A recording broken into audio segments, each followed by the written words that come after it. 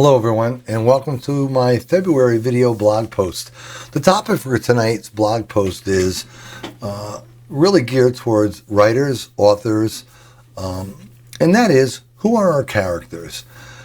You know, I had a pretty nice day, got my hair cut, just kind of hanging out and kind of in a relaxed mode, and I'm thinking to myself, what do I want to talk about tonight? Well, a lot of my topics come from my own ideas, requested topics that people send me in emails. And by the way, if you ever have a topic you want to see me chat about, just go to my website. The address is on the bottom of the screen, and shoot me an email. And the other method to where I come up with some ideas from my blog posts are based on the questions that I receive through Quora.com.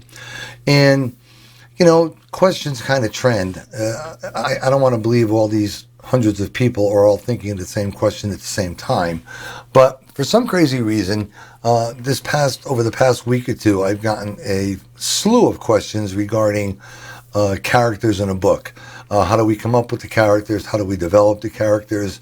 So I thought it might be a nice thing to talk about, because there's things that we do as writers that we subconsciously do and don't even realize that we're doing it. And let me give you an example. Basically, from a psychological standpoint, and there's obviously other reasons, but these are the three primary reasons. When you sit down to write your book, have you ever thought about your characters, how you develop your characters, where you get your ideas about this character from? Well, besides things we might have seen in TV shows for those type of characters or movies or so on and so forth, there's three inherent things that writers draw from to get what their characters are all about. Now, these are subconscious. You don't even realize that you're doing it. Your brain just does it automatically because it's part of what we consider the human characteristic, human traits. And those three things are ourselves, and we're going to talk about each one of these briefly, fantasy, and imagination.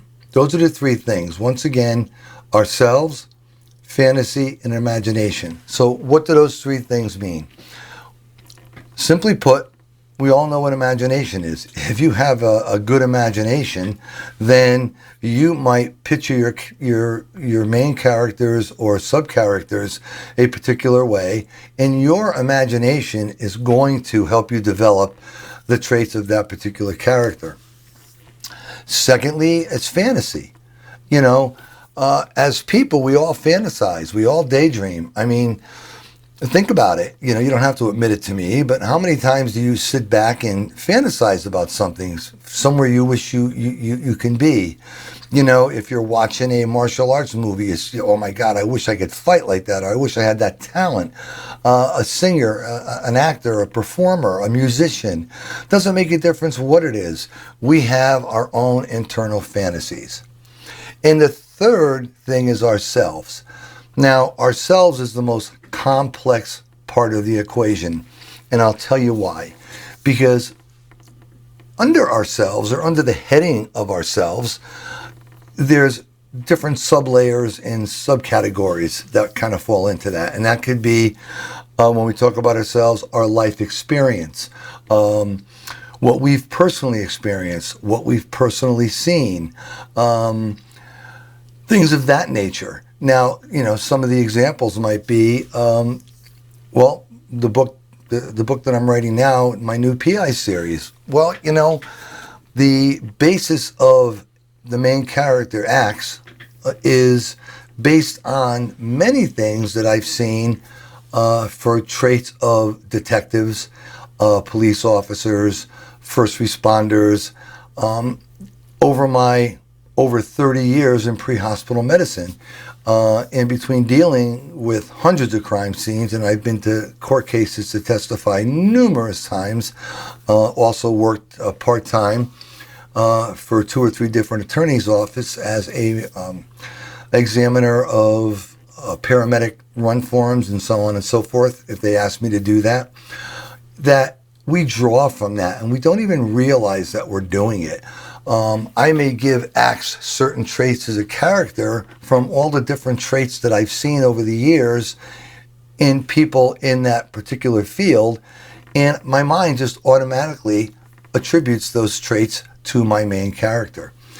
The other thing might be life experiences. When I write about a crime scene in a murder mystery, or some of the things that are coming up in my private investigator series, I'm drawing from the thousands, and I mean literally thousands, of crime scenes that I have been on in my over 30 years in pre-hospital medicine. All the forensic science that I've been involved with, my own personal studies that I've done on my own. And you don't even realize that you're doing it. And the other thing is our own internal fantasies. You always want to be that hero. Most people want to be that hero. They want to be that bad guy. They want to have that bad boy complex.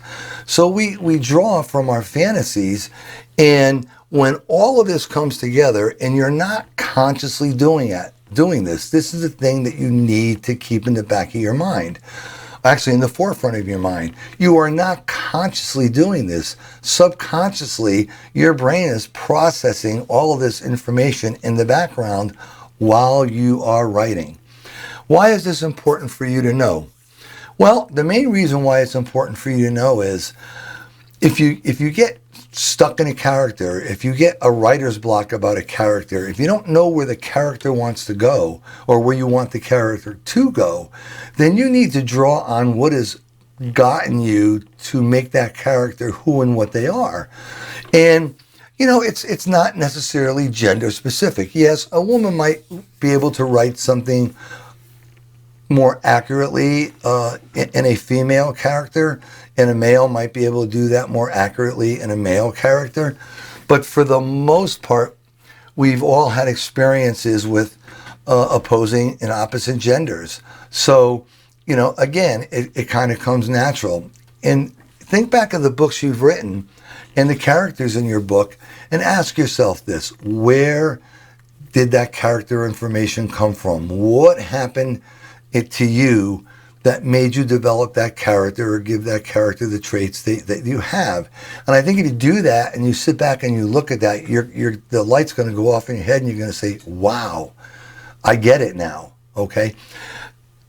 With that being said, and that being the case, moving forward into any characters for any books you write, I think you'll find that developing that character and making that character what you want it to be will be much easier.